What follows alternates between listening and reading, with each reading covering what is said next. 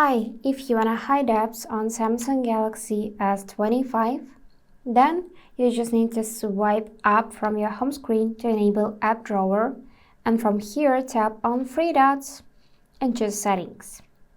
After that, you would see home screen settings, so scroll a bit down and find this tab Hide Apps on Home and App screens. Tap it and now choose app you wanna hide. For example, let's say I wanna hide Facebook.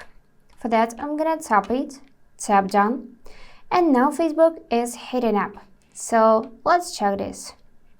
Let's try to find it on home screen, and as you can see, it disappeared from home screen. Let's try to find it in App Drawer and use search bar to enter Facebook, and yep, no results. To unhide the app, go back in the same settings, scroll a bit down, choose Hide Apps on Home and App screens, and tap this minus above the icon, and then tap Done. And now it should reappear in your app drawer. You can press and hold it and drag to your home screen. So that's it for today. If this video was helpful, please subscribe, like, and comment. And I wish you all the best. Bye bye.